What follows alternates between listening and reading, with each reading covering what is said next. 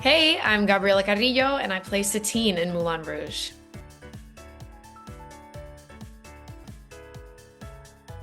I am so excited for Moulin Rouge to come to town. I have already stated I'm rocking the shirt. I'm very all in on Moulin Rouge. This is the original Broadway playbill cover. Oh my gosh! Yes, this is my favorite show. You are the perfect person to be conducting this interview. Um, I'm so excited for this show to be coming back to town, and of course, it's on the 25th anniversary year of Moulin Rouge's movie premiering. What do you Yes. think it is about this show in particular that really resonates with audiences that keeps us coming back again and again? Ah, well, it's the truth, freedom, beauty, and love of it all, first of all, the bohemian motto. But what I think is so magical about Moulin Rouge is you have something so grand and giant, such a spectacle. The whether it's the movie or the musical we're talking about, iconic songs, larger than life set, larger than life costumes, just huge spectacle. But at the root of it, it's a very simple, beautiful, pure love story. And so you have two wonderful things. You get the spectacle that I love, but you also get truth, which is just the beauty of it's the love story we all dream of. It's classic. Two star-crossed lovers meeting each other. It's inexplicable, it's magic, and it's not always the perfect scenario. And yet the heart wants what it wants. And so it's that timeless, beautiful story with a backdrop of complete just beauty. And so I think the music charms the audience's hearts, the storytelling through the music, the tenderness. I mean, everybody's got their different favorite part of the show or different favorite song or character. Some people love the comedy, some people love the tragedy of it all. But at the root of it, it's just um, a very deeply human story. Could not have said that better. Now, of course, you take on the role of Satine. She's the sparkling diamond of the show. But you also have experience playing characters that are not only strong female characters, but are just survivors in their own right. Shouting out to Six, when he was Yes. Catherine Parr, which was awesome, by the way. I saw you in that. You were phenomenal. Thank you. Um, and of course, Satine is a survivor. She's no exception to that rule. What is it that kind of draws you to these types of roles? Well, I think, to be honest, because the roles that women have had the opportunity to play over decades are not always complex and are not always human and are not always how we actually feel existing as human beings. And a lot of it is less to do with what it means to be a woman, so to speak, but it's more the opportunities we're given to tell certain stories or feel certain emotions on stage or whatnot because we're women. So I think every human being, if you've been alive on this earth, you are a survivor. You have survived something, you have struggled, you have faced adversity.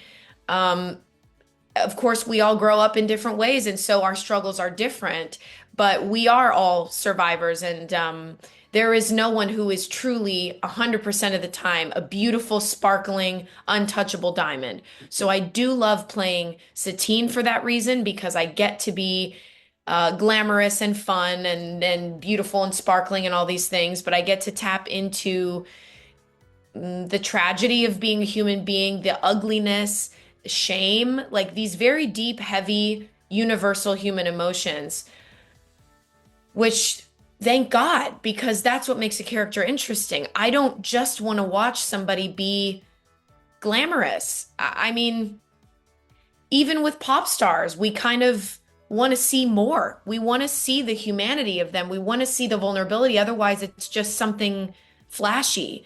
Um, so that's been wonderful to me to have that opportunity. And then even Catherine Parr in Six, once again, kind of this pop star character. Six is very like a pop concert type of concept. But in the end, the arc of the character and the characters is far from, two-dimensional, far from just frills and lights and sparkle. So I like that. I like to be in shows where the audience is reminded that storytelling in theater is so much more than just beauty and spectacle. It's something that makes you look inward at your story or may make you look at other people in a different and more compassionate way. And that's the sweet spot. I love that. Now, Satine especially, like, do you feel like there is a particular song or moment in the show that really kind of, I guess, encompasses all that is Satine in one moment? I really love to sing Firework. It's Katy Perry's Firework. We do kind of a big like building ballad version of it. Of course, you know this. Um, and I love that song because which I didn't expect because it is such a song that it had so much radio play when I was, in middle school or maybe high school. And so it's a song where I'm like, yeah, Katy Perry Firework. We all know the song. But that moment on stage, it's me alone on basically an empty stage. It starts just me and piano with my voice, and it feels meditative to me. It feels calm after doing this big number that I come in on with lights and dancers, and it's so overstimulating in a beautiful way. But to strip everything away and to start with just like this quiet voice and piano moment, it centers me as a person, but also I'm glad that in the show, in Act One, you get to see early on Satine's vulnerability. You get to see, I won't give it away, but what she's struggling with, some things that she may be struggling with. Um, you get to see how she hypes herself up to do what she has to do. She's got immense pressure on her. She feels pressure to take care of everyone in the Moulin Rouge, which nobody would expect. If you just look at her, they think, oh, she's just the star, but she's the the mother almost of the Moulin Rouge, taking care of all of these people that needed a place to be safe to work. And so I think again, that's a very human moment. We've all had a moment where we've had to look in the mirror, literally or figuratively, and tell ourselves, you have to stand up. You have to stand up and go on another day. And so that's what makes a survivor is not how many times my dad always says, not how many times you fall, but how many times you get back up. But that's what Satine is doing in that moment is the active action of being a survivor, which is, okay, we're not doing well today. And yet, how do we keep it going? And so that's what that song is. And by the end, it's this big celebration of her and her glow that she has. And I just feel totally liberated and free when I sing that number. And I love how the orchestra sounds. And it's just special to stand on a stage and deliver a simple song, but with lyrics that are actually so poignant. Yeah. I will say one of the things that I do love the most about this show is how they are able to take songs like these pop culture hits and things like that and changing the context just a little bit suddenly turns these, what are like these radio bops into just these incredibly powerful numbers. Um, Yes. and I try to tell people, I'm like, A, you need to go see the show because it's gonna blow your mind. Because there is never a bad place to look. There is always something to see. Yes. But like on Yes. top of that, these songs, they are gonna hit you. You're gonna know the words, and you're gonna have an amazing time. Yes. Um, Looking back at the themes of like truth, beauty, freedom, and love, which of course are the bohemian themes throughout the show. I was kind of thinking on it, and all of these characters, make up different families, whether it's the Bohemians, whether it's the whole troupe at the Moulin Rouge. But the one thing that I think is kind of interesting is the theme of love, because it definitely, I think, takes on different meanings to different characters and how they show it. What do you think love means in the world of the Moulin Rouge? Hmm. Oh, what a beautiful question. I think love, especially for the folks that work at the Moulin Rouge, love would mean to be truly seen as everything you are and accepted. And I think that that is what Satine feels from Christian, possibly for the first time in her life, besides from anyone at the Moulin Rouge has, who knows her backstory. They've all struggled, she's seen by them.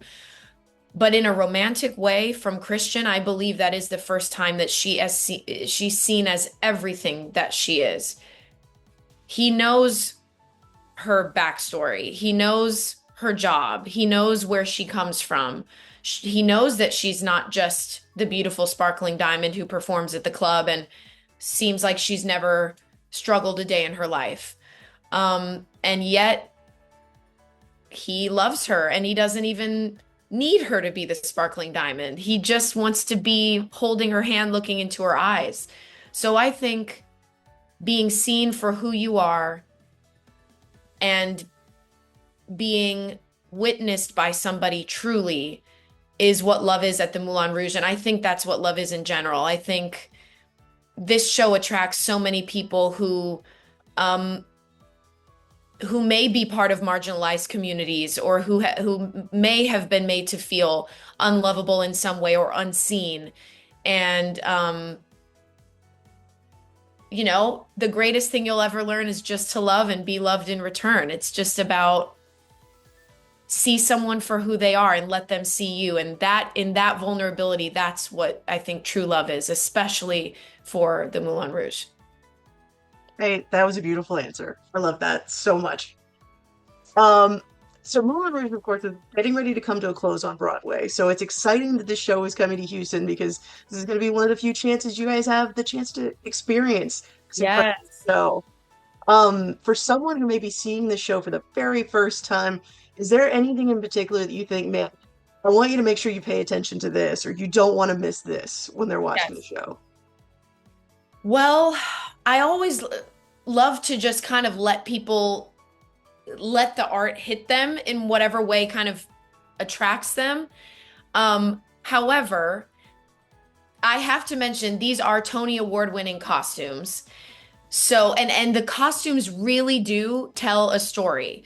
And for example, in the final performance, when they're getting to ready to do the show in Act Two, there's a show within a show, and the Moulin Rouge is struggling in its own way. It always is, I think, financially struggling. Ziedler wears a jacket with gems on it, but the gems are just fabric. The gems are just fabric with black lines on it to make it look like real gems, but they're not. And so that even tells a story of like, we couldn't even afford rhinestones for this jacket. We had to draw them. Um, That's and so cool. I did not know that. yes, I always notice that because I'm like, oh man, like this is they're just holding on to the end to maintain the image of like everything's okay and it's not. Um, I also have about, I think, 13 costume changes. So not to distract anyone, but if they have the energy to track some of my costume changes, I think that can be kind of fun. Being like, oh, there's another one, there's another one, there's another one. Um, and Elephant Love Medley is a great medley of pop songs with so many songs that people know, but I don't think I even have to say pay attention because you have that. I mean, there are these songs that are so iconic that you just have visceral reactions to each and every one of them. And they come in succession. And I hear that from the audience, especially like, What's Love Got to Do with It? Tina Turner. People are like, oh, or we have No Doubt. I grew up listening to No Doubt. We have a No Doubt reference. People are excited about that. It's like that becomes very interactive. So I would say just keep your eyes and ears and hearts open. That's the way that you got to go into Moulin Rouge is be like, hit me. Yes. Oh my God, I love that.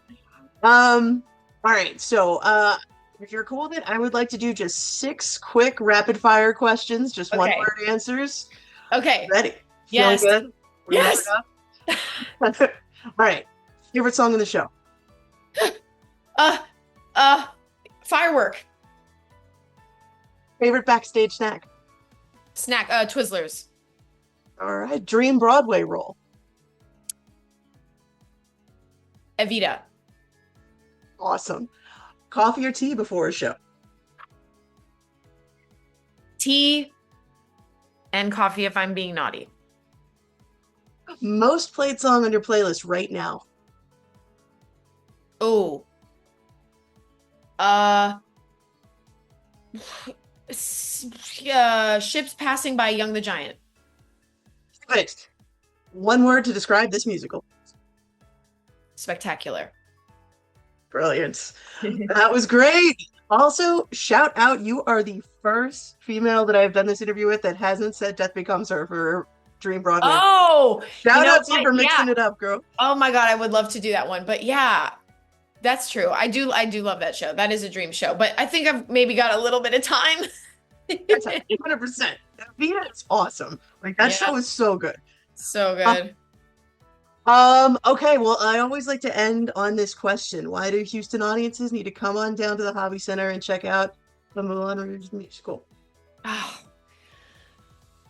art in any form has the capacity to change, it feels like your DNA, change the course of your day, the course of your week, the course of a year. It changes lives. And I really do feel like audiences, everybody in the audience can take something from this story, whether it's they want to live more truthfully, they want to live with more freedom, more beauty, more love, or it's also just an incredibly cathartic experience because if you need to come and feel something about someone that you love or that you've loved or that you've lost, this is also a safe space to do that. And I feel that from the audience, and I feel that when I'm on stage. So if you need catharsis, come. If you need to laugh, come. If you need to just see talented people just incredibly showing off their skills, and just this cast is incredible. If you want to be wowed, come. If you want to feel something, come to the Moulin Rouge. Trust me, you will feel something. Could not have said it better myself. Honestly, you have been incredible. Thank you so, so much for your time Thank today. I really you. appreciate Thank it. you. Your questions were fantastic. I appreciate that. Guys, come on down, see this spectacular performance. Moulin Rouge is going to be at the Hobby Center July 14th through the 19th. Tickets are on sale at thehobbycenter.org. It is going to blow your mind. I promise. Trust me on this. Trust her, trust the cast. We're going to go. We're going to sing in the aisles. We're going to be dancing. It's going to be great. All right. Well, thank you again so much. Thank you guys so much for watching. This has been Ray, Houston Film Fanatics. We'll catch you guys next time.